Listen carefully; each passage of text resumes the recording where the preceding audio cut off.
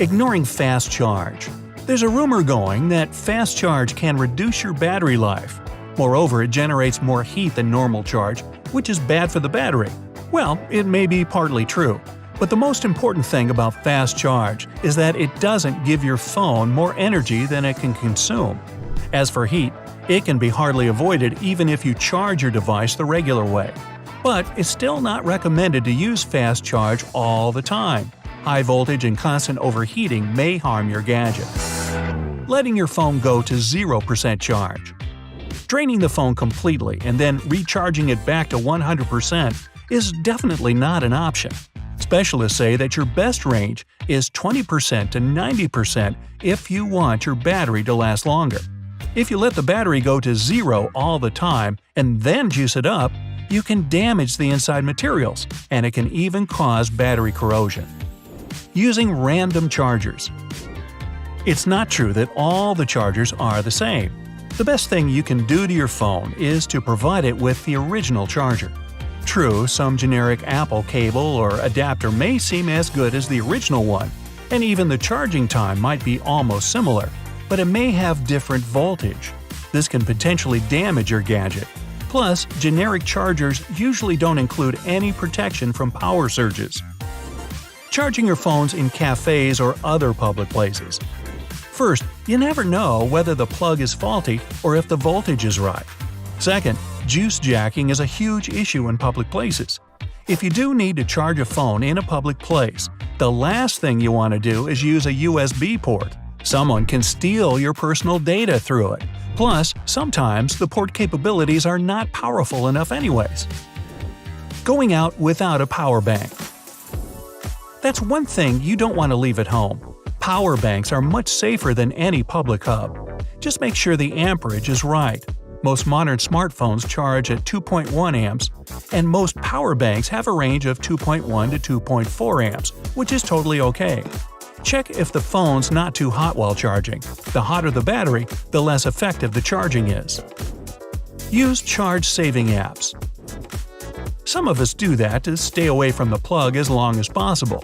Unfortunately, these apps do nothing but consume even more energy and aggressively shut down other apps. Most apps don't eat up battery when in the background, while battery-saving ones actually do.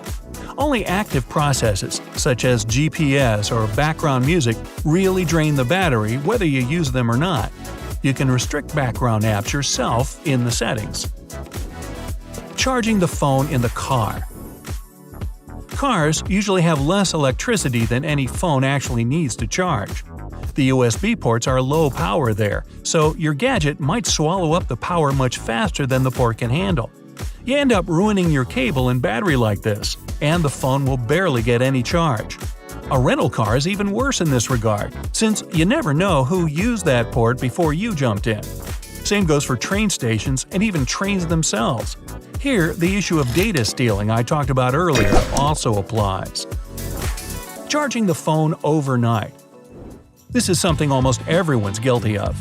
It may seem okay, especially if you have a smart charger that stops charging as soon as the phone reaches 100%. But as soon as your device loses a few percent, the charger will automatically top it off, and this vicious circle won't be broken until you wake up and unplug it. Just like lead-acid batteries, lithium-ion ones don't like being either fully charged or hitting 0%. Plus, it's pretty dangerous.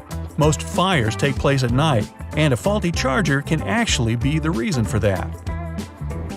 Using your phone while it's charging. This way, you can confuse the battery a bit. The thing is that the phone's going to get a bit of charge, then the app you're using will grab that energy, and the charger will top off the battery again. These small cycles tire the battery out and shorten its lifespan. Ideally, you should just turn the gadget off while charging. But if that's impossible, at least leave it alone for the time being. Leaving the phone cover on while charging. Now, it's not critical, but it's not recommended either. The cover traps in the heat, making the whole charging process way less effective. You shouldn't leave your phone under the pillow for the same reason. If you get super unlucky, it can also catch fire, and now you're having a hot dream. If you just can't fall asleep without your phone, Set a timer for the media and preferably put it on the bedside table. If you want to reduce heating, turn on the airplane mode and bring your screen brightness to a minimum while charging. Stopping using your gadget with too little or too much juice. Now, if for some reason you want to discontinue your phone use for some time, charge it to 50% and turn it off. This percentage is said to be the healthiest for a lithium-ion battery. With this level of charge, you can store it for months with the least possible damage to your gadget. Don't forget to turn it on every once in a while and top off the battery. Not saving the charge correctly. If you don't lock your phone when it's not in use, it may eat up too much of your battery. Phones usually have default screen lock time set to about 2 minutes, and sometimes it's a bit too much. Setting it to 1 minute or even 30 seconds could make your battery last longer. Setting a dark theme also helps save the charge too. Another tip is to avoid using mobile data, especially if the connection is poor. The gadget's going to waste its charge on trying to find a network. Temperatures are important too. Don't expose the phone to direct sun rays, because overheating eats up the charge. If there's no obvious reason why the phone drains so fast, you should probably pay attention to cybersecurity. It could be a sign that someone's spying on you with special apps. Using the charger during a thunderstorm. Even though electrical appliances are designed for your safety, still there's a chance of fire. If you really need to charge, opt for a power bank. Lightning can fry your phone when it's plugged in. Anything you plug into a socket in the US is designed for a maximum of 169 volts. Lightning, on the other hand, can reach up to 1 billion volts. That would be more. It's also recommended to unplug all the electronic devices during the thunderstorm. And yeah, talking even on the landline is something you should avoid. Charging your phone with a laptop. The problem with this way of charging is about current differences. The phone may ask for less current not to damage the computer system. A low current charge also damages the battery, and over time, it loses its capability of holding the charge for relatively long time periods. One more problem is that connecting your phone to a laptop, you always risk to get some viruses, even if you don't exchange any files with the laptop. Data lines in the computer are something that makes the whole charging process difficult. It all slows things down. USB 3.0 ports are doing better, but they're not perfect either. Chargers don't have those lines. If the phone just won't charge, there might be multiple reasons for it: a faulty cable, low current power source, or even a broken USB port. The most common problem is a damaged cable. They have to endure a lot since we constantly wrap, fold, and drag them. Try different cables to see if the problem was about that. If the cable just won't work, try cleaning the cable jack.